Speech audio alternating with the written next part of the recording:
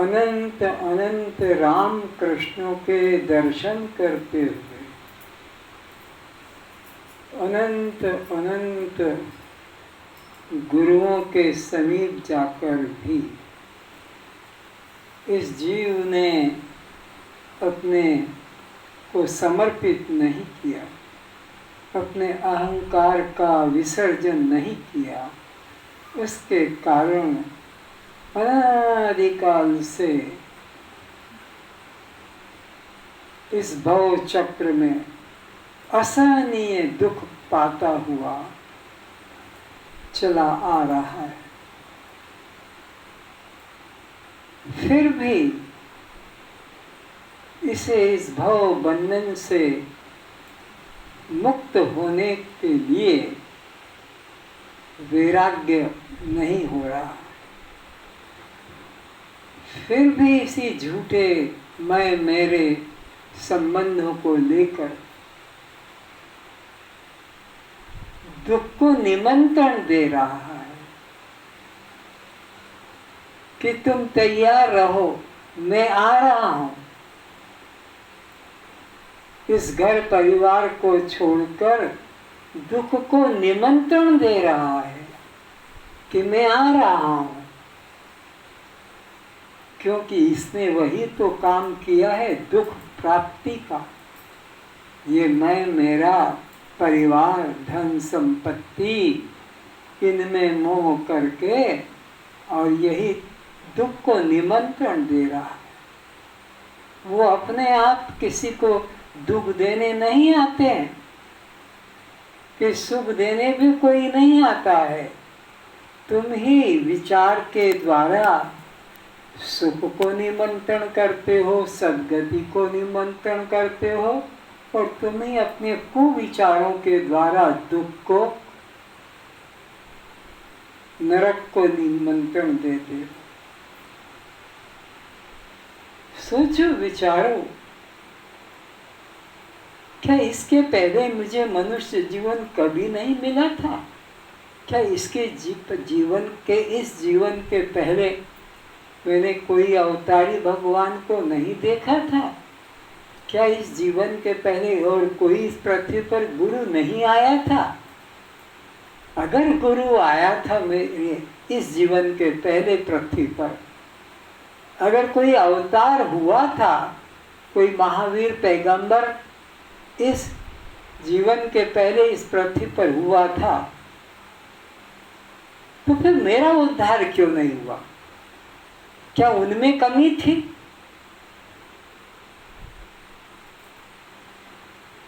मेरे लिए उन्होंने अवतार लिया और दुख संसार वालों से झेलकर और चले गए।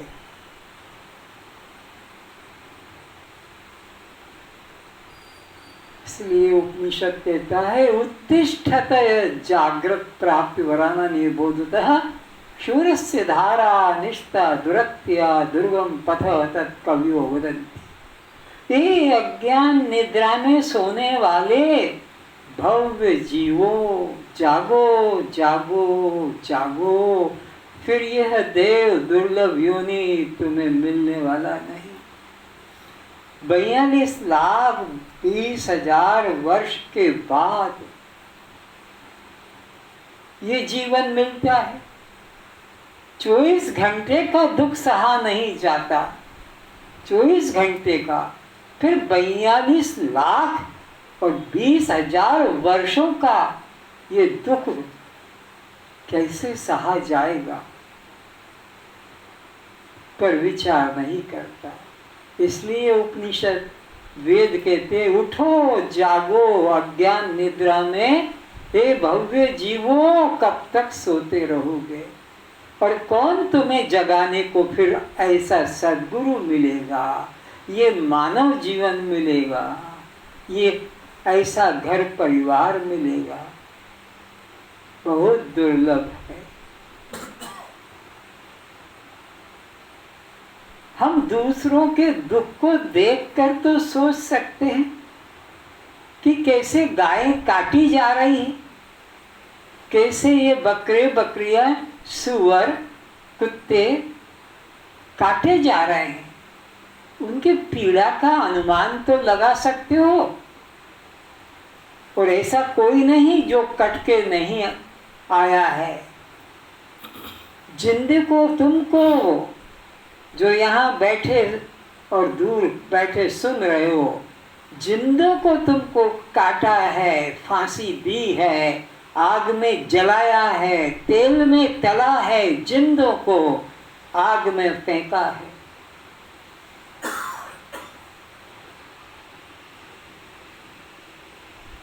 तो इनके दुखों को देखकर तो शिक्षा ले सकते हो, क्योंकि इसी जीवन में ज्ञानाम नराम अधिकम विशेषो ज्ञान नहीं ना।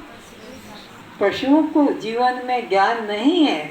जीवन तो वो भी जानते हैं जीना, परिवार तो वो भी जानते हैं पालना, बच्चे पैदा करना तो वो भी जानते हैं, नींद लेना उनको भी मालूम है, भयभीत रहना उनको भी मालूम है। लेकिन इससे छूटने का विधान उनको नहीं पता है। इससे छूटने की कला तो ज्ञान मानव जीवन में मिलता है। तो यहाँ बैठकर अभी सोते समय, सुबह उठकर, दिन में जब भी समय मिले, क्या इस सृष्टि का आरंभ किसी को पता है? ये कब से सृष्टि चली आ रही है, कब से अवतार चले आ रहे हैं? शास्त्र कहता है धर्म संस्थापनार्थाय संभवामि। एक युग की बात नहीं, युगे युगे, ओहो अनंत युग बीते हैं अवतारों के। किसके लिए? पशु पक्षी के लिए नहीं, मनुष्य जीवन के लिए। अगर मनुष्य जीवन न होता तो अवतार क्यों आते, धर्म गुरु क्यों आते? इतने आए और मैंने अपना कल्याण नहीं किया। इसमें कौन रुकावट डालने वाला था? कौन मुझे खींच रहा था? तो केवल अपना अहंकार, केवल अपना अहंकार। उन अवतारों में भी हमने दोषारोपण किया, उन गुरुओं में, सद्गुरुओं में भी दोषारोपण किया, जो हमारे शुभ चिंतक थे, हमारे कल्याण के लिए आए थे। उन्हें हमने जहर देकर मारना का प्रयत्न किया, फांसी के क्रूस के ऊपर लटका दिया, जहर देकर मारा। क्या कहने आए थे वो? तुमको जगाने आए थे, धन संपत्ति लेने के लिए वो नहीं आए थे, अपना आश्रम बनाने के लिए नहीं आए थे, शिष्य संप्रदाय के लिए नहीं, तुम्हारे कल्याण के लिए। परित्राणाय साधूनाम, बस एक यही उनका उद्देश्य था और कुछ नहीं। इसीलिए कहा उठ जाग मुसाफिर भोर भई, अब रैन कहाँ जो सोवत है। ये भोगों में आसक्त होने का जीवन नहीं है। ये बच्चे पैदा करने के लिए जीवन नहीं है। इस जीवन के पहले तुमने क्या किया? यही तो किया, अपनी संपत्ति, अपनी खेती बाड़ी, जमीन, अपने परिवार, और यही तो नष्ट किया। और क्या मिला? खाली, सब वहीं रह गया पिछले जन्म का। जमीन, मकान, तुम्हारा धन संपत्ति, कारखाने, तुम्हारा परिवार, वो सब वहीं रह गया जिनके लिए तुमने जीवन नष्ट किया था। तुम्हारे हाथ क्या पड़ा? तुम्हारे हाथ 3 पड़े, मैं, मेरी पत्नी और मेरा बच्चा, बस। और क्या मिला? इस जीवन में आकर 3 ही तुम्हारे हाथ में आए, वो तो वहां के वहीं सब छूट गए। अब इन 3 के लिए जीवन भर तुम रो रहे हो। पत्नी को ऐसा हो गया, पति को वैसा हो गया, बेटे को ऐसा हो गया, पति ऐसा नहीं मानता, पत्नी ऐसी नहीं मानती, मेरा बेटा ऐसा नहीं मानता, बस और क्या, रोते रहो इन्हीं के नाम पर।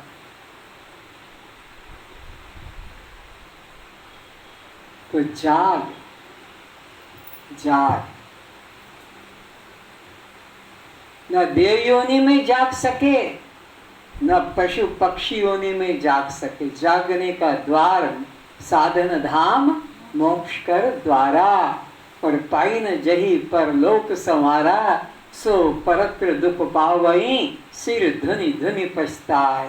काल ही कर्म ही ईश्वर ही, मिथ्या दोष लगाए। ऐसा देव दुर्लभ जीवन पाकर, ईश्वर की कृपा पाकर, गुरु को पाकर भी जिसने आत्म कल्याण के लिए रुचि नहीं की, जो न तरे भव सागर।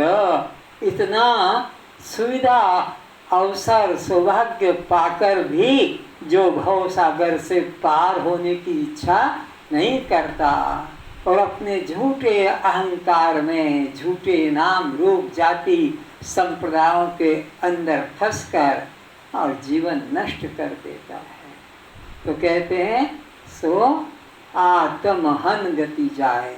वो आत्महत्यारे की गति को प्राप्त करेगा। आत्महत्यारे की गति कौन सी गति? ये कीड़े मकोड़े, नाली के कीड़े, रोगों के कीड़े, कैंसर के कीड़े, गर्भाशय के कीड़े, हवा में उत्पन्न होने वाले और हवा में ही मर जाने वाले, 3 घंटे में जन्म लिया और मर जाते हैं। ऐसे ऐसे कीड़े पैदा होते हैं बरसात में उड़ने वाले, और वहीं खत्म हो जाते हैं। किसी का जीवन 1 सप्ताह का, किसी का महीने का, किसी का 2-4 दिन का। तो ये सब अपने कर्मों को लेकर भोग रहे हैं। तो जो जागत है सो पावत है। जागना क्या और सोना क्या? ये जो देह में मैं और देह के संबंधियों में मेरा जो भाव, ये चोरी है। तुम चोरी करने में एक्सपर्ट हो, एक्सपर्ट हो। ऐसे ढंग से चोरी की कि तुम्हें कोई लोग यहाँ के पकड़ नहीं सकते।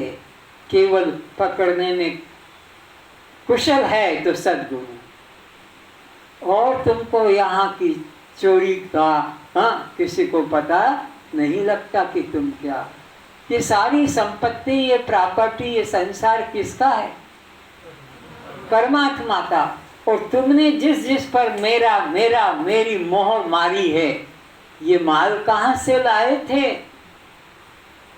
ये कहाँ से उठाया था? सब इसी में से अपना करके एक कंपाउंड वाल खींच दी कि ये मकान, ये फ्लैट बस मेरा। पर ये जमीन और ये सारी प्रॉपर्टी जो है, सामान, ईंट कहो, लोहा कहो, सीमेंट कहो, काठ कहो, ये सब कहाँ का है? यही का। किसका? परमात्मा का। और तुमने रजिस्ट्रेशन कराया है कोर्ट में जाकर, गवाह लेकर कि ये मकान मेरा है, इस पे मेरा अधिकार है। अब मैं इसको अपने बेटे को, बेटी को, कि किसी को भी दूं। चोरी का माल और मोहर मार दी अपनी। तो यहाँ के लोग, क्योंकि सब चोर चोर चचेरे भाई हैं, खुद ही चोर है तो दूसरे को चोर क्या बताएगा।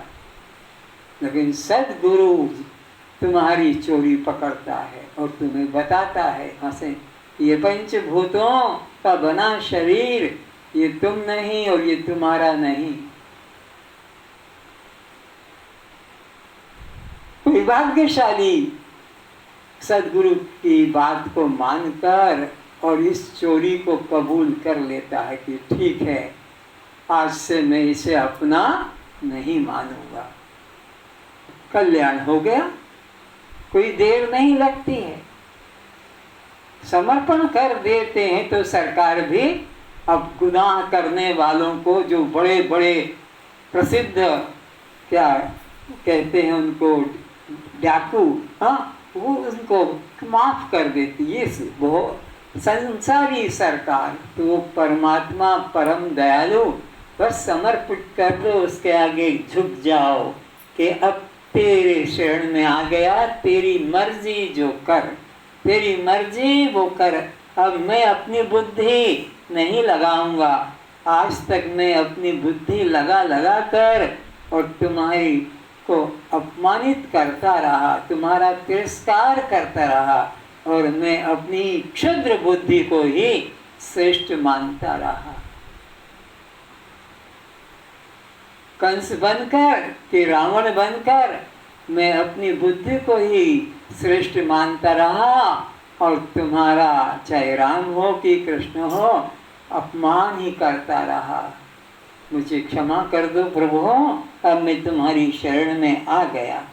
सब तरफ से अहंकार छोड़कर तुम्हारी शरण में आ गया। अब तुम ही मेरे पिता, तुम ही मेरे माता, तुम ही मेरे भाई बंधु, तुम ही मेरे धन संपत्ति अहंकार, तुम ही मेरे सब कुछ हो, तुम ही मेरे सब कुछ हो। तुम्हारे अलावा कोई भी मेरा नहीं है। गुरु पितु मात न जाने काहू, और मेरा कोई न पिता न माता न गुरु न बंधु, तुम ही मोरे प्रभु, तुम ही एक स्वामी दीन बंधु उर अंतर्यामी। ऐसा अपना मनोभाव प्रकट कर लो तो भगवान क्षमा कर देते हैं। अनन्याश्चिंतितो माम यजना पर्युपास्ते, बस मैं उसको क्षमा कर देता हूँ। तो इस प्रकार ये जीव जब तक किसी सद्गुरु के समर्पित नहीं होगा और अपनी बुद्धि की शरण में रहेगा और सद्गुरु में दोषारोपण करेगा, उनमें कमी देखेगा, अपने में उन्नति, अपने में श्रेष्ठता जब तक देखता रहेगा, कल्याण नहीं होगा। क्योंकि ये जो बुद्धि आज है खरीद कर तो लाए नहीं, तो ये तुम्हारे साथ आई है।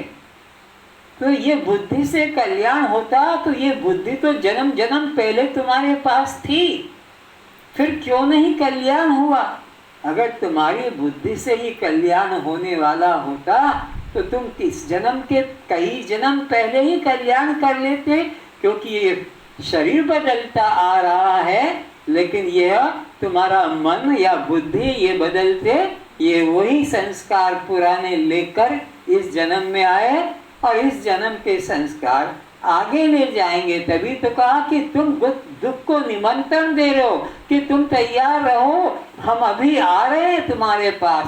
तो दुख को भी तुम निमंत्रण देते हो। ये बुद्धि, ये चित्त तुम्हारा सदा से तुम्हारे साथ है। इसलिए अब इसकी मत सुनो, छोड़ दो इसकी बात सुनना। आज से प्रतिज्ञा कर लो कि मैं सद्गुरु सतशास्त्र के अलावा किसी की बात नहीं सुनूंगी, नहीं सुनूंगा। क्योंकि इनकी सुनते सुनते तो आज ये मेरी दशा हुई है, नहीं तो कभी का जन्मों जन्मों का, युगों युगों का मेरा पहले ही कल्याण हो जाता। तो इस प्रकार प्रत्येक कल्याण के इच्छुक व्यक्ति को इस बुद्धि देवी को नमस्कार करके इसको विदा कर दो कि हे देवी, तेरी बात सुन सुनते आज तक मैं अपराध ही करता आ रहा इन सद्गुरुओं का, इन महापुरुषों अवतारों का, वेद वचनों का, और मेरा क्या हाल हुआ है यह तो मैं खुद जानता हूँ। अब मैं तुझे नमस्कार करता हूँ, तू चली जा यहाँ से। मेरे और परमात्मा के बीच में, मेरे और वेदांत के बीच में, मेरे और गुरु के बीच में अब तू बाधा डालने के लिए कभी मत आना। ऐसा जनक जी अपने गुरु अष्टावक्र जी को कह रहे कि हे गुरुदेव, अब मैं आ गया। अभी भजन भी श्रद्धा देवी जी गया रही थी कि दुनिया से हार करके तेरी शरण में आ गया। अब प्रभु मुझे तुम अपना लो, अब मैं आ गया, अब मैं वापस मुख मोड़कर नहीं जाऊंगा उस दुखदायी संबंधों के पीछे। तो गुरु की शरण में जाकर और समर्पित हो जाओ, अपने अहंकार को मिटा दो। अष्टावक्र जी के वचन सुने। अर्थ और काम में अर्थ होगा, साधन तब साध्य काम होगा। इसी तरह धर्म व मोक्ष में धर्म साधन किंतु मोक्ष साध्य पदार्थ नहीं है। संसार के अंदर 3 तत्व होते हैं। एक हमें कुछ चीज पाने का है, तो हम हैं, और एक वो चीज है और उसको पाने का एक साधन है। तो साधक, साध्य और साधन। साधक के द्वारा साध्य प्राप्त किया जाएगा, पर उसके लिए कोई साधन होगा। तो इसी तरह परमात्मा ज्ञेय और ज्ञान साधन और ज्ञात्वा जीवात्मा। तो इस प्रकार से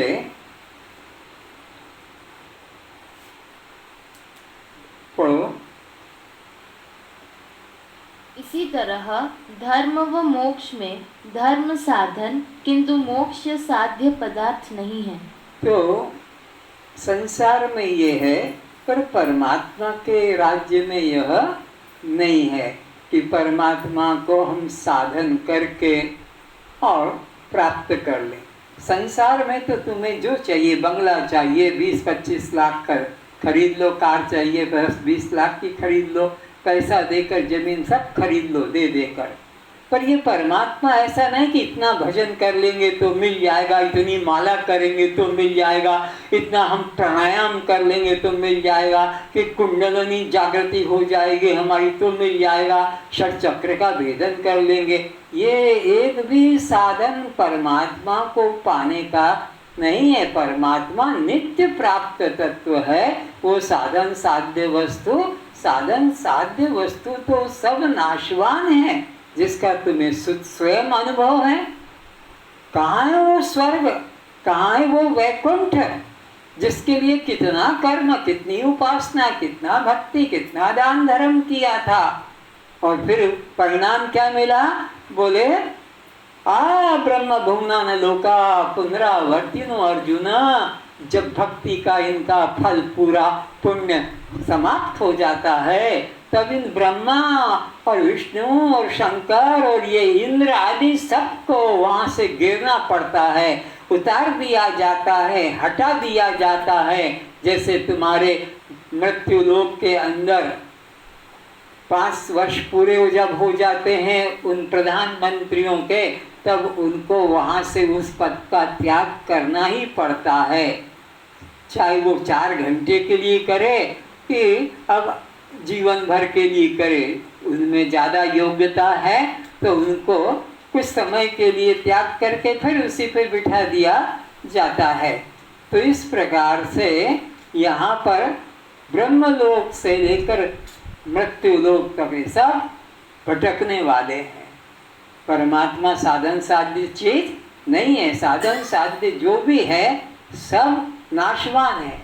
ये आपके धर्म ग्रंथ वेद कहते हैं, यत् साध्यम तत् अनित्यम।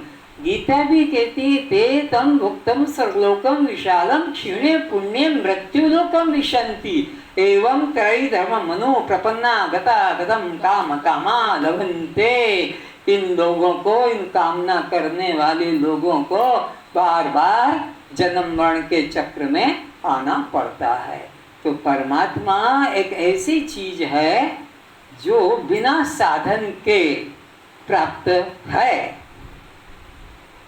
एक पदार्थ साधन से प्राप्त होता है और नाशवान होता है, पर एक पदार्थ ऐसा है जो बिना साधन के ज्ञान से प्राप्त होता है और अविनाशी होता है। संसार के पदार्थों को पाने के लिए कुछ तो करना ही पड़ेगा, भीख ही मांगो, चाहे हाथ फैला दो। पर परमात्मा ऐसी चीजें जो जानने मात्र से मिल जाता है। संसार की चीजें करने से मिलती है, और वो भी भाग्य होगा तो। करोड़पति तो सब बनना चाहते हैं, अरबपति बनना चाहते हैं, लेकिन सब तो नहीं बनते हैं। एक भाई करोड़पति बन जाता है, दूसरा भाई भीख मांगता है। एक बहन राजमाता बन जाती है तो दूसरी कोई नौकरानी बन जाती है। तो ये संसार के पदार्थ काम करके प्राप्त किए जाते हैं, पर सबको मिल जाए ऐसा कोई भरोसा। लेकिन परमात्मा एक ऐसी चीज है जो जानने मात्र से मिल जाता है। ओहो, कितना सरल विज्ञान है। परमात्मा ने अपने पास आने के लिए कोई प्रकार की कंडीशन, शर्त नहीं रखी, ऐसा करोगे तो मिलेगा। अरे वो बिना किए मिला मिलाया हुआ ही है, कभी वो तुमसे अनमिला हुआ ही नहीं। क्योंकि वेद कहता है नेह नानास्ति किंचन सर्वम खलविदम ब्रह्म। यहाँ एक ब्रह्म के अलावा दूसरा कुछ भी, तो ये निश्चित कर लो कि ब्रह्म अप्राप्य कभी हमको था नहीं, है नहीं और होगा भी नहीं। सब है सुलभ, सब दिन सब काला। कितना सरल, सब है सुलभ।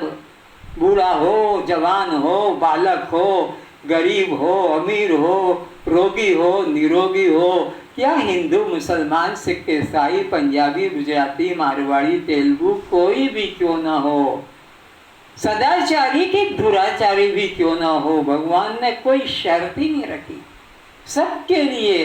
जैसे हर मंदिर में दरवाजा होता है, पर शिव मंदिर में दरवाजा नहीं खुला, आओ जाओ कोई रुकावट नहीं। इस तरह से, या शमशान सबके लिए खुला है, वो दरवाजा बंद नहीं हो। अब तो बिजली के शमशान घर चल गए तो वो ताला चाबी में होता है।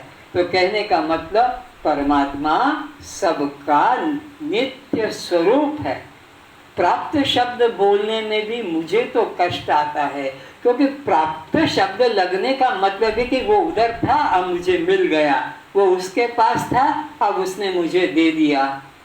यहाँ कोई प्राप्ति की बात नहीं। अभी मैं कहूँ कि मिका जी मुझे रुमाल दे दो, और रुमाल मिल गया तो मैं कहूँगा कि रुमाल प्राप्त हो गया। तो थोड़ा तो अलग था, थोड़ा तो दूर था और मुझे मिला। परमात्मा ऐसा दूर नहीं।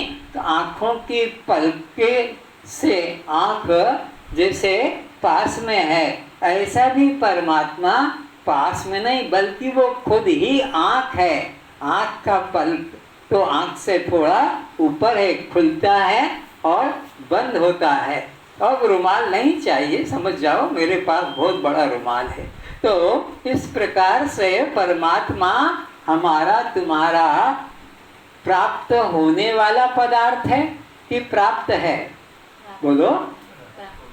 ना प्राप्त है, बल्कि मैं स्वयं ही हूँ।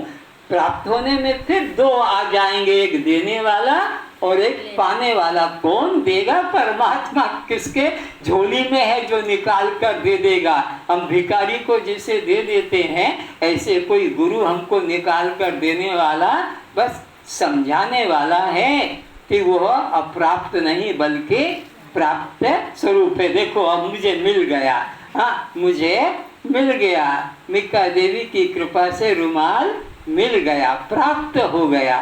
तो ये प्राप्त होना इस प्रकार से परमात्मा गुरु कृपा से प्राप्त हो गया, ऐसा मत समझना। वो प्राप्त हमारा स्वरूप ही है। वह तो मुमुक्षु साधक का स्वयं सिद्ध प्रथम से ही प्राप्त स्वरूप है। तो वो हमारा जो है प्रथम से ही प्राप्त स्वरूप है, जिसकी कर्ण का बचपन से ही उसका पांडव पुत्र या कुंती पुत्र सहज स्वभाव था। कोई साधन करके उसे फिर पांडव पुत्र या कुंती पुत्र बनने के लिए कुछ अभ्यास करना क्यों? सहज स्वभाव था। तो ऐसे ही हम तो ब्रह्म की संतान है। वेद खुद कहता है अमृतस्य पुत्र या ईश्वर अंश। तो हमें उसके लिए कुछ साधन की जरूरत। अरे उड़िया का बेटा अपने आप ही उड़िया कहला जाता है। तो मारवाड़ी, गुजराती, पंजाबी का, बिहारी का संतान अपने आप ही, उसको कुछ का साधन नहीं करना पड़ता। ब्राह्मण की संतान अपने को ब्राह्मण ही कहती है, और उसका ब्राह्मणपना इतना पक्का होता है कि शराब में वो शराब के नशे में अपने को शूद्र भी कहने लगे। कहने से वो शूद्र होगा नहीं, जब नशा टूटेगा तो वो ही ब्राह्मण मानेगा। चाहे जैसा नीच कर्म करे, चोरी भी हत्या भी करे, लेकिन उसका जो ब्राह्मणपना है वो चोरी करके जेल में भी रहेगा, फिर फांसी पे लटक रहा, तब भी ब्राह्मणपना उसका इतना ठोस होता है। ये संसारी झूठे, तुम तो वेद के अनुसार ब्रह्म की संतान हो, ब्रह्म रूप हो, सच्चिदानंद स्वरूप हो।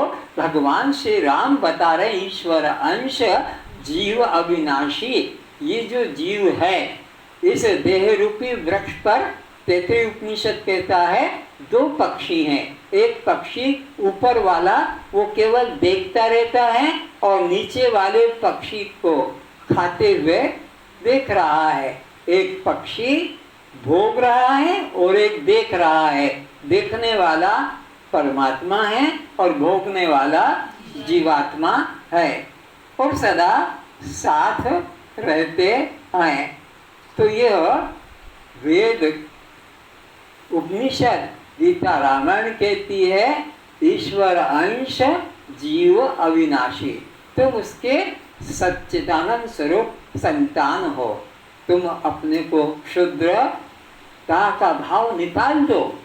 कभी मत मन में लाना जितने बैठे हो, प्रत्यक्ष में या परोक्ष में सुन रहे हो, मैं नीच हूँ, मैं अधम हूँ, मैं पापी हूँ, मैं चांडाल हूँ, मैं बड़ा दुष्ट हूँ, ये शब्दों को निकाल दो। तुम आत्मा देव का अपमान करते हो, गाली दे रहे हो कि राजा को कोई कह दे कि चोर है, ये बदमाश, ये गुंडा है, ये भिखारी है, तो राजा का जैसे अपमान राजा सहन नहीं करेगा, जेल में बंद कर देगा कि मुझे चोर कह रहा है, मुझे बदमाश गुंडा, मुझे तुरंत कहता है चल अंदर तू। तो ऐसे ही जो अपने को अधम नीच चांडाल या पापी धूर्त मानता है कि मैं तो भाई पापी हूँ, मैं तो क्षुद्र हूँ, मैं ऐसा कैसे हो सकता हूँ, मैं ऐसा कैसे हो सकता हूँ, मैं तो पवित्र नहीं, मैं तो अपवित्र, तो ये तुम परमात्मा का अपमान कर रहे हो। बल्कि मैं और साफ कह देता हूँ, ये जो मंदिर में जाकर, तीर्थ में जाकर जो तुम हाथ जोड़कर प्रार्थना करते हो कि मोह सम कौन कुटिल फल कामी, तो ये परमात्मा का ही साक्षात अपमान है। ये हाथ जो जोड़े हैं, तो ये मुर्दा आदमी कभी हाथ जोड़ सकता है? तो ये हाथ जोड़े हैं वो कौन है? चेतन ही तो है। और जिसके आगे हाथ जोड़ रहा है वो पत्थर की मूर्ति, वो कागज की मूर्ति, वो पीतल धातु की मूर्ति, जड़ मूर्ति के आगे जो मनुष्य ने ही बनाई है, मकान भी बनाता है और वो मंदिर भी बना देता है, वो पायखाना भी बना देता है, मिस्त्री कहो उसको।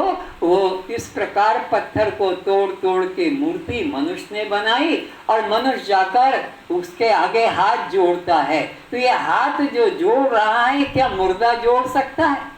उसमें तो चेतना नहीं, तो फिर चेतना कौन है? वो तो परमात्मा है। खुद कहता है कि मैं सबके हृदय में राम उमा सब अंतर्यामी ईश्वर सर्वभूतानां हृदय से अंदर वो बैठकर सबको देख रहा है।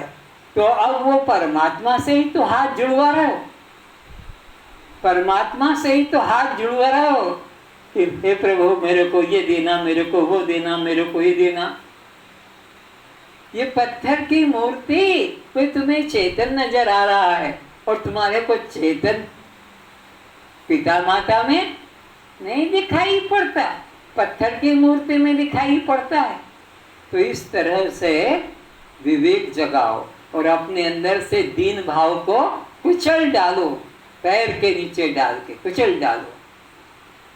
जैसे कोई लोग बैठे हैं सत्संग में, लेकिन नीचे से बगल से लेके और करके और अंदर डाल लेते हैं, उसका मजा लेते हैं। या थोड़ा बाहर चले जाते हैं पेशाब के बहाने और वहाँ से निकाल कर पुड़िया को और ठक्की मारकर बैठ जाते हैं। ये इन लोगों की स्थिति है। तो ऐसे लोग जो इतना गिरे हुए हैं लेकिन फिर भी अपने को कभी नीच अधम पापी मत मानना, सदाचारी ही बनना है और उसकी ही चेष्टा करना है। तो अब आप परमात्मा को कब प्राप्त कर सकेंगे? प्राप्त नहीं, हम ही हैं। अब तो हमको ये बोध हो गया, प्राप्त हो गया तो फिर हट जाएगा, पा गए तो फिर खो जाएगी, मिल गया तो फिर बिछुड़ जाएगा, जन्मा तो मर जाएगा। इसलिए हम ही वो हैं। पाने की बात वो बचपन की बात थी, बच्चों को पढ़ाने की बात थी, अब हमको इसकी जरूरत नहीं। इसीलिए वेद कहता अहम ब्रह्मास्मि। अहम ब्रह्मास्मि का अर्थ क्या है? मैं ब्रह्म ही हूँ, हो गया नहीं, हो जाऊंगा भी नहीं, ही हूँ, ब्रह्म ही, अहम ब्रह्मास्मि।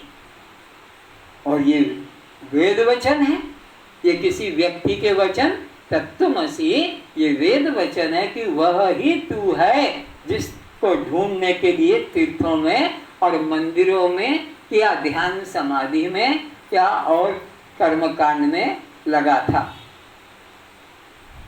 साधन से प्राप्त प्रत्येक पदार्थ लोक सिद्धि नाशवान ही होता है। तो साधन के द्वारा जो भी पदार्थ मिलता है वह कठिन है, तो एक तो कठिन और दूसरा फिर उसका एक समय आता है नाश हो जाता है। क्योंकि तुम्हारी जितनी शक्ति है वो सीमित है, तो सीमित शक्ति से तुम जो भी पाओगे वो सब भी सीमित होगा। सीमित शक्ति से असीम को पाया नहीं जा सकता। ज्ञान ही एक ऐसी शक्ति है जिसके के द्वारा उस परमात्मा का अनुभव होता है और किसी साधन से नहीं। जिस व्यक्ति को कामना पूर्ण करना है उसे धन कामना होगा, क्योंकि धन के बिना कैसे कामना तृप्त कर सकेगी। तो जिन लोगों को कामना है ये मिल जाए, वो मिल जाए, ये ले लूं, वो ले लूं, ये हो जाए, तो वैसे तो कुछ संसार में मिलता नहीं है। पालक भी लेने जाओ, मेथी भी लेने जाओ, धनिया पत्र भी, कोथमीर, तो भी पैसा देकर ही लाना पड़ेगा। वो कड़ी पत्ता जो था उसको भी पैसा देकर, तो अब आपकी बहुत बहुत मांग है, बहुत बहुत प्रकार की, तो वो कैसे मिलेगी? धन के द्वारा। और धन के लिए आपको फिर पाप करना पड़ेगा। ये धन ऐसे ही सबको, ये बड़ी बड़ी अरबों के मालिक जो बने हैं, कलकत्ता, बम्बई, दिल्ली, बेंगलोर, पूना, हाँ, ये सब, या तुम्हारा भुवनेश्वर और भी शहर में ये बड़े बड़े बिल्डिंग कैसे बन गई?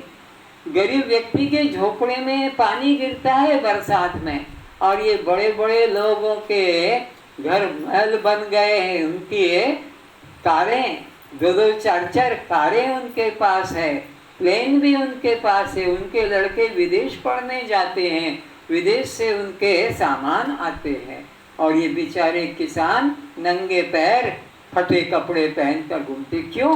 उन्होंने तो सर्दी गर्मी वर्षा में खड़े पैर काम किया, तब खेती से उन्होंने धान, गेहूं या चना, मटर आदि पैदा किया, और ये व्यापारी लोग उनसे सस्ते दाम पर खरीद लेंगे और फिर उसको अनलोड करके बम्बई, दिल्ली, कलकत्ता के मार्केट में दुगने तिगने दाम से बेचते हैं।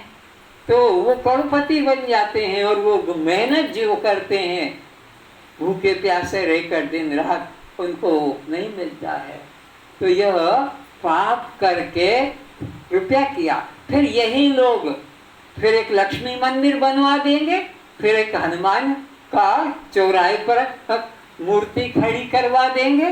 राउर किला में तो शायद 50 फीट लंबी मूर्ति है हनुमान की, जिसको मैं कई बार कह चुका हूँ, जिसके कि दोनों बगल में और मल द्वार पर इतना इतना वो मधुमक्खी का छत्ता लगा है, और बड़े श्रद्धालु लोग ऊपर देखते कि शायद गिर जाए हमारे मुख में शहद, तो हमारा कल्याण हो जाए। तो इस प्रकार से ये पाप का पैसे से वो तुम्हारा हनुमान बना, पाप के पैसे से तुम्हारा वह बुद्ध का या महावीर का मूर्ति बनी, 50 फीट लंबी गणेश बनाया, तो अब उसको पूजा आरती की सब व्यवस्था, उसके लिए मकान, ये सारा पाप का पैसा है। अगर उचित दाम ग्राहक से लिया जाता, जैसे आटे में नमक जितना समाता है, अब आटे में तुम नमक ही नमक डाल दोगे तो क्या आदमी खाएगा। तो इस प्रकार से इतना ले लो कि तुम्हारा पेट भर जाए, अपना परिवार का पालन। लेकिन दुकान पर जाते हैं तो दुकानदार कैसे ढंग से, आइए बैठिए, बहुत दिन के बाद पहली बार जा रहा है वो ग्राहक, आप बहुत दिन से आए नहीं, क्या बात है, बैठो बैठो, अरे भाई चाय, क्या कॉफी लेंगे कि चाय लेंगे, अरे कुछ नहीं है, ऐसे कैसे हो सकता है, आप तो कॉफी लीजिए, चाय लीजिए, ठंडा शरबत पानी लेके आओ, और साड़ी दिखा रहे हैं आपको, ये कितने के, अरे कितने के, आपसे कोई दाम की क्या जरूरत है, आपसे नहीं लेंगे। और वो 200 रुपये की साड़ी को 2000 रुपये में देता है और कहता है आपसे तो भाव के भाव दे रहे हैं, आपसे ज़्यादा क्या लेंगे, आपका हमारा तो घर का संबंध है, जबकि कहीं भी पानी का भी संबंध नहीं था। और अरे भाई रिक्शा ले आओ इनको और घर पे पहुंचा दो, ऑटो रिक्शा का किराया, चाय पानी, वो 50 लाइट बल्ब लगे, इतने सफ़ेद गद्दे बिछे, ये सब कहाँ से हो रहा है, तुम्हारे जेब से, तुम्हारे ही पॉकेट से ये निकल कर तुम्हारे को दिया जाता है। तो कोई भी आदमी वासना पूर्ति करना चाहता है, चाहे जैसी वासना, तीर्थ जाने की भी वासना है तो भी पापी ही जाएगा।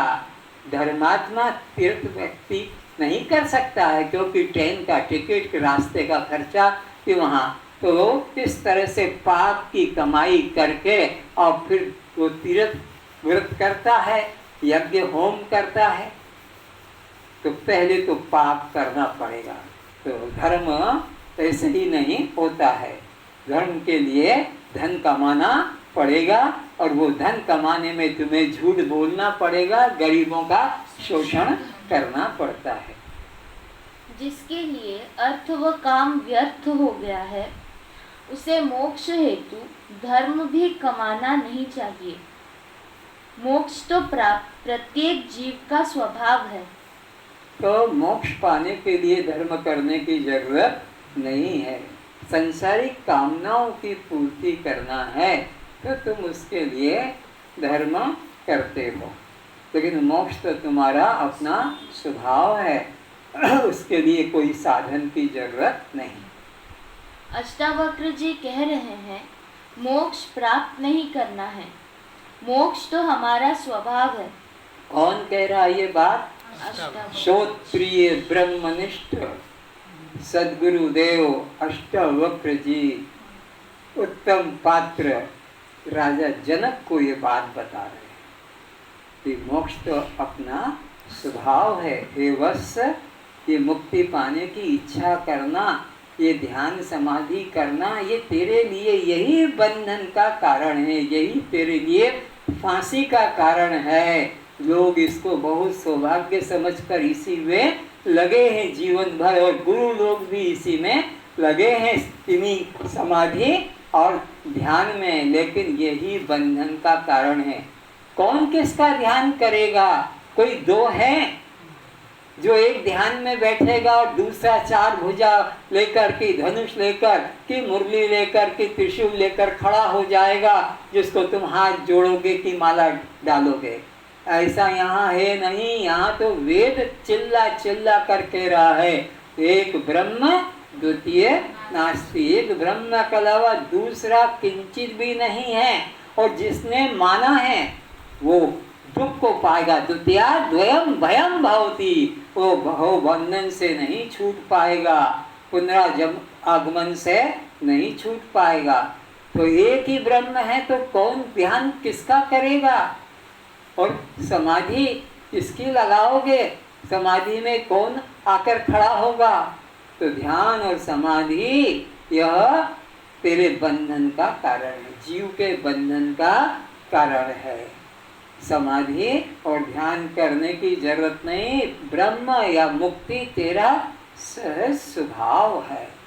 अग्नि की उष्णता के लिए, पानी के बर्फ होने के लिए, आपके चीनी को मधुर होने के लिए कुछ करने की जरूरत, जैसे बर्फ का शीतल स्वभाव है, मधुर मिश्री का स्वभाव है, उष्णता अग्नि का स्वभाव है, मुक्ति जीव का स्वभाव है। कुछ करने की जरूरत नहीं। तो एक ब्रह्म को जिसने मान लिया, ये वेद के सिद्धांत को जिसने स्वीकार कर लिया, वो मुक्त है। हो गया नहीं, मुक्त ही है। अब कुछ करने की जरूरत नहीं, क्योंकि दूसरा कोई है नहीं बांधने वाला। पाप करने के लिए भी तो दूसरा चाहिए, और धर्म करने के लिए भी तो दूसरा चाहिए। मैं किसी को दान दूं तो कोई मेरे सामने आएगा, हाथ फैलाएगा और मैं उसको कुछ दे दूंगा उपयोगी वस्तु, तो ये धर्म हो जाएगा। और किसी का मैं जेब काट लेता हूँ कि किसी प्रकार का उसके चोरी कर लेता हूँ, तो पाप लग जाएगा। तो पाप के लिए भी, पाप करने के लिए भी दूसरे के जरूर, अपने आप से कैसे पाप होगा और अपने आप से कैसे धर्म होगा? हाँ, अपने आप से भी पाप हो जाता है और अपने आप से भी धर्म होता है। ये कैसी बात? अरे जो अपने को देह मानकर जी रहा है वो अपने आप का पाप ही कर रहा है, पाप को प्राप्त होगा। और जो अपने आप को आत्मा रूप से जानता है वही तो अपने आप से धर्म कर रहा है। धर्म और पाप सांसारिक दृष्टि से दूसरे से होते, आध्यात्मिक दृष्टि से कोई दूसरा है ही नहीं। तो न मैं पाप कर सकता हूँ न पुण्य कर सकता हूँ। एक ब्रह्म का जिसको निश्चय हो गया, अब उसे कुछ ध्यान समाधि करने की जरूरत नहीं या मुक्ति भी प्राप्त करने की आवश्यकता नहीं। केवल मन से ये भ्रम मिटाना है। हे जनक, तू ये मन से भ्रम मिटा दे कि मैं बद्ध हूँ और मुझे मुक्ति पाना है। ये मन से तू विचार ही हटा दे, तू सदा मुक्त है। सदा से मैं आत्मा मुक्त हूँ। प्रत्येक प्राणी प्रतिक्षण मोक्ष में ही जी रहा है। कितनी सुंदर बात कह रहे हैं अष्टावक्र जी, एक बार फिर सुनाइए। सदा से मैं आत्मा मुक्त हूँ। मैं सदा से क्या हूँ? मुक्त। आत्मा हूँ। मैं सदा से आत्मा हूँ तो मैं मुक्त हूँ। अगर मैं सदा से अपने को ये अभिमान करता आ रहा हूँ तो मैं बद्ध होता आ रहा हूँ। पढ़ दो फिर से। तो सदा से मैं आत्मा मुक्त हूँ। प्रत्येक प्राणी प्रतिक्षण मोक्ष में ही जी रहा है। तो प्रत्येक प्राणी, मनुष्य नहीं, पशु पक्षी कीट पतंग, वो अपने मुक्त स्वभाव में ही जी रहे, उन्हें पाना नहीं है। तो मोक्ष कोई साध्य नहीं है। तो मोक्ष नाम का कोई पदार्थ न आकाश में है, न पाताल में है, न पृथ्वी पर है। अज्ञान हृदय ग्रंथेर नाशो मोक्ष इति स्मृत्या। शिव जी कहते हैं अपनी शिव गीता के 33 श्लोक में, न मोक्षो नप्सा पृष्ठ न पाताले न भूतले अज्ञान हृदय ग्रंथेर नाशो मोक्ष इति स्मृत्या। उपनिषदों में, वेदों में ये बात बताई है। क्या? ये जो देह को मैं मानना है, बस यही बंधन है। और अपने को देह से अलग दृष्टा साक्षी ओठ नहीं हिल रहे हैं आपके। जब मैं दृष्टा साक्षी आत्मा हूँ तो आप भी अपने ओठ तो हिला लिया करो, बाकी तो मैं बोल लेता हूँ, आपको बोलने की जरूरत नहीं। तो ये निश्चय हो गया कल्याण, और कुछ करने की जरूरत नहीं है। तो मोक्ष कोई साध्य नहीं है, भौतिक जगत का पदार्थ नहीं है। तो भौतिक जगत का पदार्थों को साधन से प्राप्त किया जाता है। ये स्वर्ग भी भौतिक जगत है, ये वैकुंठ भी भौतिक जगत है, और यहाँ तक कि साधन से तुम जा सकते हो, क्योंकि वहाँ से लौटना भी आता है। शास्त्र कहता है जो जहाँ तक जाता है फिर उसको वहाँ से लौटना पड़ता है। लेकिन एक ऐसी जगह है यद गत्वा न निवर्तन्ते तद्धामं परमम्, जहाँ से फिर लौट के नहीं आना पड़ता है, वही जीव का असली घर है, और वो बिना सद्गुरु के उसका मार्ग मिलता नहीं है। और ये स्वर्ग के रास्ता बताने वाले तो तमाम गुरु पंडित गली गली में घूम रहे हैं, जगह जगह दुकान आश्रम खोल के बैठे हैं। ये तावीज ले लो, ये डोरी ले लो, ये विभूति ले लो, ये कट्ठी ले लो, ये तुम्हारे को स्वर्ग मिल जाएगा, बैकुंठ मिल जाएगा, या पुत्र हो जाएगा, रोग कट जाएगा, या नौकरी मिल जाएगी, शादी हो जाएगी, केस जीत जाओगे। ये ऐसे भ्रम में डालने वाले तो बहुत भटक रहे हैं। सीधी सच्ची बात बताने वाले बिरले कोई होते, बिरले, एक नहीं करोड़ों में कोई होता है। जैसे दूध की बूंद बूंद में घी है, सब कहते हैं घी कहाँ होता है, दूध की बूंद बूंद में, लेकिन बोलने से तो नहीं मिलेगा, मत कर निकाल कर दे दे, वो कोई एक होता है। तो ऐसे ही कण कण में भगवान है, जर्रे जर्रे में झांकी है भगवान की। बोलने वाले सब बोलते हैं, पर उसका अनुभव करा दे वो कोई एक ही बिरला संत होता है। जो पै मध्य ग्रीव है त्यों रमिया सब ठोर, पर श्रोता वक्ता बहु मिले मथि काढ़े ते और। कहने वाले तो बहुत है, उपदेश देने वाले, पर उसका हमारे अंदर अनुभव करा देने वाला गुरु तो कोई बिरला ही होता है। तो इस प्रकार अपने शुद्ध स्वरूप का बोध जागृत किसी सद्गुरु के द्वारा ही हो सकता है, अपने किए साधनों से नहीं। जैसे अग्नि सदा से उष्ण है, वैसे ही आत्मा सदा से मुक्त है। कैसा दृष्टांत दिया जा रहा है जनक, ये बता कि अग्नि को गर्म करने के लिए क्या करना होगा, बता। पानी का बर्फ बनाने को तो साधन करना पड़ता है, पर पानी को ठंडा करने के लिए क्या करना होगा। पानी को बर्फ बनाने में साधन करना है, पानी को गर्म करने में साधन करना है, पर पानी को ठंडा करने के लिए फूंक मारना है, पंखा चलाना है। शक्कर को गर्म करने के, मीठा करने के लिए क्या करोगे, कुछ नहीं। तो जीव को भी मुक्त होने के लिए क्या करना होगा, कुछ नहीं। जीवो ब्रह्मयो केवलम, वेद कहता है ये जीव केवल ब्रह्म ही है, किंचित भी अन्य नहीं।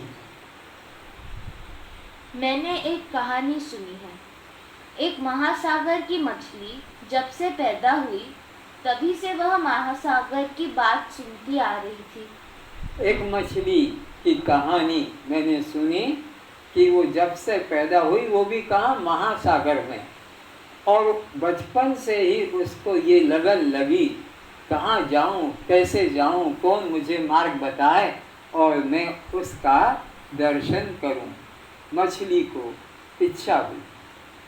मछली धीरे धीरे बड़ी होती गई और उसकी चिंता भी बढ़ती गई कि हमारा परम धाम महासागर कहाँ, कब और कैसे मिलेगा। फिर कोई समझदार मछली नदी के मार्ग से तैरते हुए सागर में पहुंची। वहां उसने उस दुर्बल भूखी प्यासी सागर वाली मछली की चिंता का कारण पूछा। तब उस महासागर की मछली ने कहा कि मुझे महासागर दर्शन करने की प्रबल इच्छा हो रही है। कैसे घटना घटी कि एक नदी के माध्यम से तैरती मछली समुद्र में जा मिली, क्योंकि नदियां तो सागर में ही मिलती है। तो उस सागर की मछली को भूखे प्यासे दुर्बल देखकर कहा कि अरे बहन, तू कैसे दुर्बल भूखी प्यासी दिखाई पड़ती है, क्या बात है, क्या रोग है। नहीं, मेरे को एक ही इच्छा, एक ही वासना है कि मैं महासागर को कैसे देखूं। मैं महासागर से मिलना चाहती हूँ, महासागर पहुँचना चाहती हूँ। अरे बहन, कोई मार्ग है तो तुम मुझे बता दो। तब उस महासागर की मछली ने कहा कि मुझे महासागर दर्शन करने की प्रबल इच्छा हो रही है। कहाँ है वो मछली, महासागर। और कहाँ की इच्छा कर रही है, महासागर की। तुम कहाँ हो? ब्रह्म में हो। और कहाँ की इच्छा कर रहे हो? ब्रह्म पाने की। एक मछली से ज्यादा तुम्हारी बुद्धि दिखाई नहीं पड़ती। मैं वहाँ किस प्रकार पहुँच सकूंगी? तब नदी से आई समझदार मछली ने कहा, मैं खुद तो महासागर आई हूँ। अरे तू महासागर में ही तो है। वो मछली नदी में से जो समुद्र में अब आ गई है, वो उस समुद्र में रहने वाली, महासागर में रहने वाली मछली को कहती है, अरे पगली, मैं खुद तो महासागर में ही आई हूँ, तू महासागर में ही तो है। और वो कहती है, नहीं नहीं, मेरे को महासागर में जाकर मिलना है। जिसे तू खोजने के लिए, जहाँ तू पहुँचने के लिए बेचैन है, वह तेरे चारों तरफ मौजूद ही है। तो वो जो महासागर है जिसे तू पाना चाहती है, वो तेरे आगे पीछे, ऊपर नीचे, भीतर बाहर जल ही जल तो है। अरे तुम अगर आकाश को ढूंढोगे तो आकाश के लिए कोई पहाड़ पे जाना पड़ेगा, कि मकान के आखिरी मंजिल पर जाना पड़ेगा, कि झाड़ पे चढ़ना पड़ेगा? अरे आकाश तो तुम जहाँ भी खड़े हो, तुम्हारे चारों तरफ ही तो आकाश है। तो परमात्मा भी इसी प्रकार आगे पीछे, ऊपर नीचे, दाएं बाएं, भीतर बाहर, सब तरफ परमात्मा है। और परमात्मा ही छू रहा है। पानी छू रहा है तो परमात्मा ही तो छू रहा है। और तुम रोटी खा रहे हो तो ये परमात्मा को ही तो अपने अंदर सेवन कर रहे हो। ये जो तुम्हारे को हवा मिल रही है, ये परमात्मा का ही तो स्पर्श हो रहा है, क्योंकि ये पांचों भूत परमात्मा ही तो है। आकाश भी वही बना है, तेज भी वही बना है, वायु भी वही बना है, जल भी वही बना है, और पृथ्वी भी वही बना है। ऐसा गीता के 7वें अध्याय में भगवान खुद कहते हैं कि ये पंचभूत सब मैं ही तो हूँ। तो वो परमात्मा को पाने की इच्छा, महासागर में जाने की इच्छा जैसे मछली को हो रही है, ऐसे ही इस जीव को परमात्मा को मिलने की इच्छा हो रही है। तो मछली महासागर में ही है, चारों ओर महासागर है, फिर भी महासागर में मिलने की इच्छा। तो ऐसे ही तुम भी परमात्मा में ही हो, और फिर भी तुमको परमात्मा से मिलने की इच्छा हो रही है।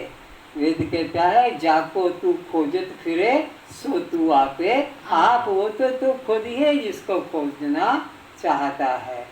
तो परमात्मा में ही रहता है, परमात्मा में ही जीवन और परमात्मा में ही लीन होता है। कौन? जीव का जन्म भी परमात्मा में, जीवन भी परमात्मा में, और लीन भी परमात्मा में। ऐसा ही उपदेश वरुण देव ने अपने पुत्र ऋतु को बताया, भृगु ऋषि को बताया कि हे पुत्र, जिससे सब उत्पन्न होता है, जिसमें सब स्थित रहता है, जिसमें ये सारा दृश्य लीन होता है, वो ब्रह्म है। और उसकी उपासना सोहम रूप से करना, अन्य रूप से मत करना, और वह तू ही है। इस प्रकार मछली जल में रहकर और जल को खोजती है, ये जीव भी वही मूर्खता करता है कि ब्रह्म में होकर और ब्रह्म को खोजता है। मछली खोजे नीर को, कपड़ा खोजे सूत, जीव खोजे ब्रह्म को, तीनों ऊत के ऊत। ये मूर्खता के दृष्टांत किसी संत ने खोजे हैं, बड़े प्यारे दृष्टांत हैं कि मछली जल को ढूंढ रही है और कपड़ा सूत को ढूंढ रहा है, और ये जीव ब्रह्म को ढूंढ रहा है। तीनों महामूर्ख, क्योंकि मछली का जीवन ही जल है और वो जल को ढूंढ रही है। इस कपड़े का जीवन ही सूत है और ये सूत को ढूंढ रहा है, और जीव का जीवन ही ब्रह्म परमात्मा है, और ये तीर्थ मंदिरों में खड़ा पत्थरों के आगे हाथ जोड़ रहा है और प्रार्थना कर रहा है। अरे पगली, तुझे उसे पाने के लिए न कुछ करना है न वहाँ तुझे पहुँचना है। तो जिसको तुम पाना, ध्यान से सुनना, जिसको तुम पाना चाहते हो, जहाँ जाना चाहते हो, तो जहाँ तुम जाना चाहते हो वहाँ तुम पहले से ही रह रहे हो। तुम्हारा तो मकान कह दो, तुम्हारा घर वही है जहाँ तुम परमात्मा से मिलने की इच्छा करते हो, जाना चाहते हो। तो जहाँ तुम जाना चाहते हो वहाँ तुम पहले से ही हो, और जिसे तुम पाना चाहते हो वो तुम स्वयं ही हो। जिसे तुम पाना चाहते हो वो तुम स्वयं ही हो। तो बताओ किसके लिए साधन करोगे? अब के दो बातें हो गई, जाना है और पाना है। जाना है तो तुम पहले से वहीं हो, तो जाने की जरूरत, और पाना तो तुम खुद ही हो, तो पाने के लिए भी साधन करने की जरूरत नहीं, पहुंचने के लिए भी साधन की जरूरत नहीं, क्योंकि तुम वहां पहले से ही पहुंचाए हो, बैठे हुए ही हो, और जिसे पाना चाहते हो वो तो तुम्हारा ही स्वरूप है। क्योंकि तू सदा से उसी में है, कभी तू उससे दूर नहीं हुई। इस प्रकार जीव तो तुम कभी उससे दूर हुए नहीं, परमात्मा से दूर। बिल्कुल सरल दृष्टांत ट्रेन और पटरी का, बिल्कुल सरल और समझ में आ जाए कि ट्रेन पटरी से कभी दूर हुई नहीं। ट्रेन किसके सहारे चल रही है? पटरी के ऊपर चल रही है। तो पटरी से ट्रेन कभी दूर, बोलो, तो जीव किसके सहारे चल रहा है? ब्रह्म पटरी के ऊपर। ये जीव ब्रह्म से कभी अलग, कभी दूर हुआ ही नहीं, और फिर भी कहता है कि ब्रह्म कैसे मिलेगा। खड़ा है उसी पर, ट्रेन खड़ी है पटरी पर, और ट्रेन पूछती है कि मैं किस तरफ जाऊं कि पटरी मुझे मिल जाए। अरे तू जिधर भी जाएगी पटरी के सहारे ही जाएगी। तो ऐसे ये जीव जिधर भी जाएगा ब्रह्म के सहारे ही जाएगा। ब्रह्म को, परमात्मा को, चेतन को छोड़कर जीव एक क्षण भी नहीं रह सकता। इसी प्रकार जीव को अपने परम धाम पहुँचने हेतु भूखे मरना है, न भूखे मरना है, न रात्रि जागरण करना है, न जप माला ध्यान पूजा करना है। अपने सहज जीवन में रहो। संत कबीर दास कहते हैं, धरू न ध्यान, करूँ नहीं जप तप, राम रहीम नहीं गाऊं। मेरा साईं मुझे भजे, मैं पाऊं विश्राम, मुझे कुछ करने की जरूरत नहीं है। इस तरह से संत कबीरदास जी कह रहे हैं कि वो परमात्मा को पाने के लिए तुम्हें न जप करना है, न ध्यान करना है, तो भूखे मरना है, न नंगे रहना है, न घर छोड़ना है, न पारिवारिक संबंध व्यापार आदि छोड़ना है। बस ये मन में निरंतर ध्यान रहे कि मैं केवल दृष्टा साक्षी आत्मा हूँ। बस यही चिंतन बना रहे और कुछ करने की जरूरत नहीं। परमधाम आत्मा महासागर के बिना हमारा जीवन ही नहीं हो सकता। बिना उस परमात्मा के, बिना उस परम धाम के हमारा एक क्षण भी जीवन नहीं रह सकता। जैसे श्वास के बिना यह जीवन नहीं रह सकता, ऐसे ही उस परमात्मा चेतन के बिना भी कोई जीवात्मा नहीं रह सकता। जैसे प्राण के बिना किसी का शरीर नहीं रह सकता, इसी प्रकार उस चेतन के बिना कोई जीव का जीवन नहीं। हमारा तो जन्म से मृत्यु तक वह परम धाम ही स्थान है जिसमें हम रह रहे हैं। मछली को जैसा बोध दिया गया, इसी तरह अष्टावक्र जी हमें बोध दे रहे हैं कि हम मोक्ष में ही हैं। अब ये वचन किनके हैं? मछली का दृष्टांत देकर आपकी बुद्धि को थोड़ा सरल करा। बुद्धि की बात का, मछली की बात समझ में आ गई कि मछली जल में ही है, जल में ही जीवन है, जल के बिना नहीं रह सकती। तो मछली को जल पाने के लिए विचार करना ही भूल भ्रम है। तो इसी प्रकार अब वो इस दृष्टांत के द्वारा समझा रहे हैं कि परमात्मा को जो पाने की इच्छा है, यह ऐसी तुम्हारी ना समझी की इच्छा है जैसे मछली को महासागर देखने की, जाने की इच्छा है। महासागर में ही वो मछली है, ऐसे जीव ब्रह्म ही है, ब्रह्म में ही है, ब्रह्म के बिना उसका जीवन नहीं।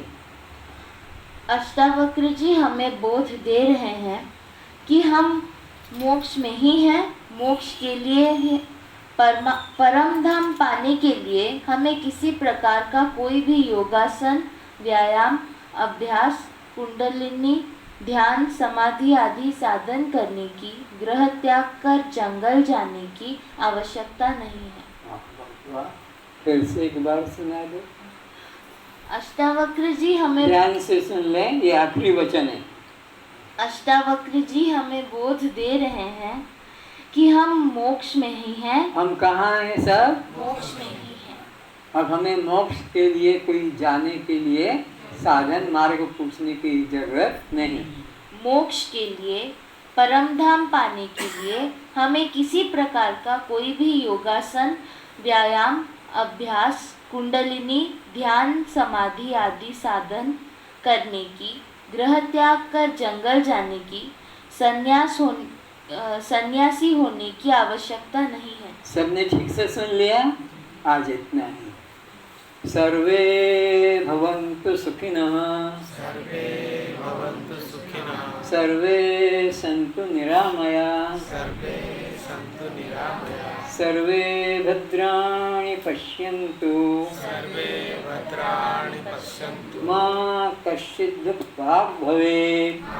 कश्चित् दुःखभाग् भवेत्। हम सब सुखी रहें, हम सब सुखी रहें, हम सब निरोग रहें, हम सब प्रसन्न रहें, दुख से मुक्त रहें। दुख से मुक्त रहें। यदि हमारे कारण किसी को कष्ट मिलता है, किसी को कष्ट मिलता है, दुख मिलता है, दुख मिलता है, तो हम अपने व्यवहार को, हम अपने व्यवहार, अपने वाणी को, अपनी वाणी को, अपने संबंध को अपने संबंध को ठीक कर लें, ठीक कर लें, क्षमा मांग लें, क्षमा मांग लें, और हमारा कोई अब शत्रु नहीं है, और हमारा कोई शत्रु नहीं, सभी हमारे मित्र हैं। सभी हमारे मित्र हैं। शत्रु भाव की निवृत्ति शत्रु भाव की निवृत्ति शत्रुता रखने से नहीं होती है, शत्रुता रखने से नहीं होती है। शत्रु भाव की निवृत्ति शत्रु भाव की निवृत्ति समता भाव से, समता भाव से, प्रेम भाव से, प्रेम भाव से, आत्म भाव से होती है। आत्मभाव से होती है। सबका कल्याण हो, सबका कल्याण, सबका कल्याण हो। आज के प्रवचन में मेरे द्वारा कुछ अतिशयोक्ति मालूम पड़ी हो कि ज़्यादा बोल गया, अधिक कह दिया, तो मुझे क्षमा करें।